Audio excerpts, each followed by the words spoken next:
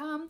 Welcome back. Excited to have you. So today our focus is socialization. One of the things that I am asked a ton by clients and friends and people once they realize that I have a dog business, how do I socialize my dog? And it's a super simple answer, but people tend to overanalyze and overthink it. And realistically, it kind of got me thinking, well, okay, so what is socialization? Socialization is not just playing. A lot of people think I have to socialize my dog, I have to get them around other dogs, I have to get them to play with other dogs, and if my dog is not playing or engaging with other dogs, they're either not being socialized or they're missing out on that social interaction and that socialization. And where that can be kind of true if your dog is no interaction with other dogs, that's not necessarily healthy or good for them. But also, it doesn't mean that they're not being socialized. Some dogs, just like people's personalities, some dog personalities really don't want to interact a ton. They might find one particular pup that they want to engage with, they really just get along with well, and other dogs just might not interest them as much. Also, you could have more of an introverted dog who just wants to observe for a long period of time before they can relax and actually go ahead and play with other dogs, or they might just be interested in doing other things. That's totally okay. So when I'm asked, for daycare, does my dog play? My answer is yes, most of the time, but they're also doing a lot of other things. So for me, I have 5 actual, what I consider the top 5 engagements that you want to make sure that you're getting your dog into for socialization. And those are basically what they're seeing, what they're smelling, what they can go ahead and touch with their paws and with their body, what they can move around either physically like a ball, or they can actually physically move within the space, and what they can engage with. So if you're taking your dog out to an experience like a park, or whether it's a dog park, or whether it's just a regular walk kind of environment, or if you're bringing your dog to daycare, you're going to want to look for those top 5 things. Again, what they can see, what they can smell, what they can touch, what they can move within and physically move, and also what they can engage with. Those are the most important things. And the reason why is because they're skill building. They're not just, playing with someone and building skills with that particular activity, but they're building skills on a variety of levels. And you really want to give your dog a full spectrum of skill building, like the top 5 I've just mentioned, not just playing with other dogs. Dogs definitely gain a lot from playing with another dog, but they also get along a lot from just watching other dogs. Dogs can collect a lot of information from just the nuances, things that we wouldn't necessarily see, but the dogs are picking that up, whether a tail is up or down, the ear movement, body language, extrasensory skills, also, obviously audible skills like growling or making noises, whimpering, or some dogs make kind of purring sounds.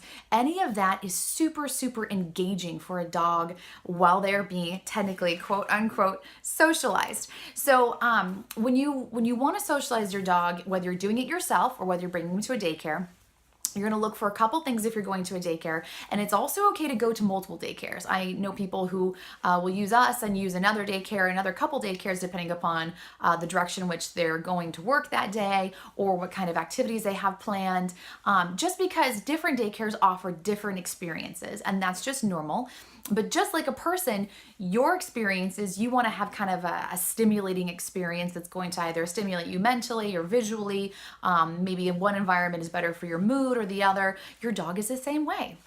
So if it's a really rainy day, maybe an indoor daycare is great. If it's a beautiful sunny day, a daycare that has an outdoor experience would be fantastic. So you can also kind of play with that a little bit. If you're going to socialize your dog yourself and you're not looking at a daycare, that's totally fine. I would definitely encourage you to get out and maybe find a friend so you can get your dog together with another dog. But there's a lot of stuff that you can do on your own, either at home or in your neighborhood or in a dog park or dog setting environment that you can socialize your dog with.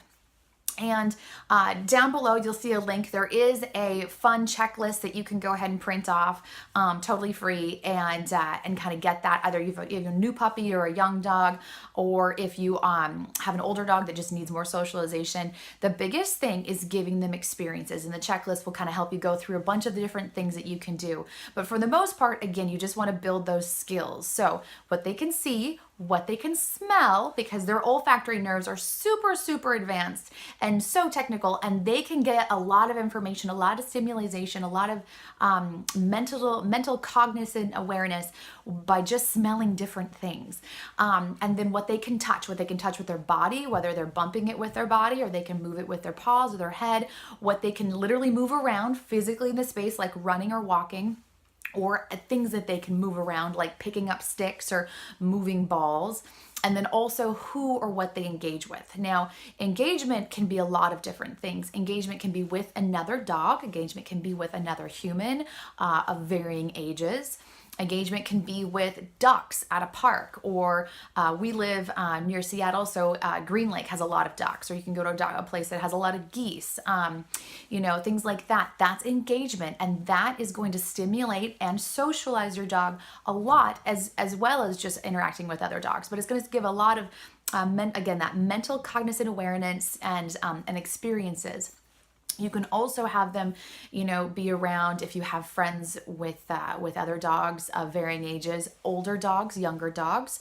A lot of local libraries have a Reading with Rover program. So if you have a very social dog that is well behaved, you can also enroll in, that's usually for free, a Reading with Rover program where they can actually, kids of different ages will read to your dog. That's another wonderful way to socialize your dog, especially around people and quiet environments.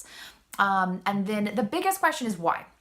Why would I want to socialize my dog? Because especially after the puppy years, we all kind of get a little bit lazy, realistically, with socializing our dog, and that's totally okay.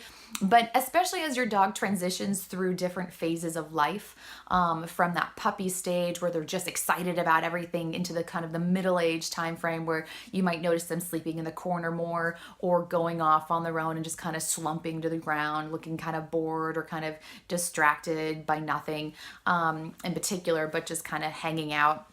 That's a great time to kind of reestablish a socialization pattern with your dog. And so this will help eliminate anxiety. It'll eliminate stress. It'll actually eliminate restlessness, which can then lead to poor behavior if your dog is very restless. It will also help them sleep better at night, which is when you're sleeping, opposed to sleeping all day long and then maybe wandering or pacing or scratching or howling or barking at night. If you are gone for long periods of time during the day, this will also help make them more calm and relaxed while you're gone during the day. And then anything that helps build those experiences and build that confidence equals a happy dog, which equals a better behaved dog. So it is very important still to encourage doing that while your dog is going through those phases, even from midlife to more mature dogs into their geriatric years where they're a lot older. It's still good to engage them into a lot of socialization. And again, socialization doesn't just mean playing with other dogs, although it is great to do so. It can also mean sounds, playing with different sounds so that they don't get startled, so they don't get anxious or fearful of different sounds, especially as they get older. Playing with different types of toys, rubber toys, moving toys, rope toys, chews of different kinds. You can create quite a few, fun interactive toys, even just a water bottle and putting different things inside. Literally just a standard water bottle, emptied out, put different things inside, causing different sounds, and that can socialize and stimulate your dog, also reducing any kind of anxiety or fear with weird sounds like pennies inside, marbles inside, rocks inside, sand inside. Always monitor your dog so they don't crack it open and then, rip open things and try to eat them. But those kind of things can definitely still socialize your dog to experiences, which again, build confidence, and that confidence makes them happier, and that happiness makes them better behaved. So just a couple things to think of. And then also a couple tips to how to start. So, if you are interested in actually socializing your dog and you're thinking, I'm going to do this myself, I'm not going to just bring them to a daycare, which is totally fine. A couple different things you want to do. Start slow.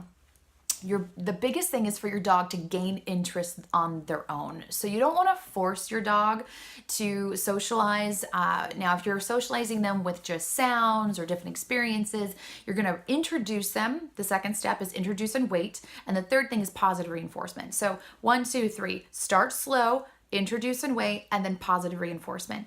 And what that will do, starting slow, allowing them to gain interest, Introduce and wait. So once they actually start to acclimate a little bit to the environment, whether you are bringing them to a dog park and they're just kind of seeing other dogs play, or you're letting them go on a walk and just standing in one spot and they're just sniffing, a post or plants, that's okay. Just wait for your dog to engage, acclimate, and relax. That is the stimulation. That is a socialization for them.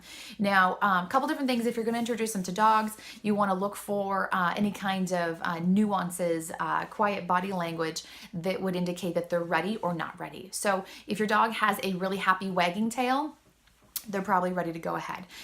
Versus a tuck tail. That means they need more time to acclimate and feel confident and adjust to the environment. If your dog is very alert and ready to go, that's fine. If their ears are kind of like, ooh, interested, kind of moving around, checking things out, that is a sign that your dog is ready to go ahead and interact. If their ears are down or if they're kind of like curled, that's usually a sign that your dog needs more time to acclimate and, again, gain confidence before they start to go ahead and interact. And then the last thing would be a smooth coat. So if your dog has a nice smooth coat, their coat looks totally normal. If you have like a really furry or a really curly haired dog, you might want to just feel their spine. If they feel tense around the shoulders and around the tail, give them more time. If they have what's called a mohawk, it looks like their fur is literally up on end and it's a mohawk on the back spine, give them more time. And then if your dog does need more time to acclimate, use the third aspect, which is positive reinforcement, to really make sure that you are building that confidence. One of the biggest things I see people do is they pat their dog on their head like this, which is actually putting them into a submissive role. If you rub under their chin, you're actually asking them, lift your head, you're confident, and then you're relaxing them at the same time so they can be both relaxed and confident. And that literally, just that switch from patting them on the head or patting them down to tell them, no, you've got to be submissive in this environment, to you're confident in this environment, everything's okay, will help your dog not only acclimate faster, but then start to engage and actually feel like this is something I can do, this is something I can enjoy. And then always watch for other people's dogs, because even though you might see your dog, ready to go and ready to engage, make sure the dog that they are engaging with is also already acclimated and showing those signs that they're ready to interact. Because if they're not, that's where you're going to get possibly a dog spat, negative dog interaction where one's super happy and excited and the other one starts to kind of get aggressive or bare teeth. And then your dog starts to think, oh, now I can't. And they start to fear the environment as well. So look to the dogs that they're going to play with and make sure that they are actually engaging with dogs that are also acclimated and ready to go. So just to recap, if you want to socialize your dog, that's fantastic. You can always do it yourself. I definitely encourage everyone to do it. In addition, even if they are doing daycare, to still socialize your dog yourself, because your dog needs to have those experiences with you in addition to, let's say, off-site, away from home, in a care environment. That's great, but it will actually make the care environment go more smoothly if you do have the interaction with your dog socializing on your own as well. And then whatever you're doing, make sure the location you pick, whether it is a daycare environment or boarding environment or an off-site kind of walker park, that you're looking for what they can see, what they can smell, what they can touch, what they can move around, and what they can engage with. Because those 5 elements will make sure that your dog is getting a full spectrum of socialization and an engagement, which will really, again, lead to a more confident, happy dog, which leads to a more relaxed dog, which leads to ultimately a better behaved dog. So if you have any questions, leave the comments below. I would love to hear from you. And otherwise, we'll see you again next time. Thanks. Take care. Bye-bye.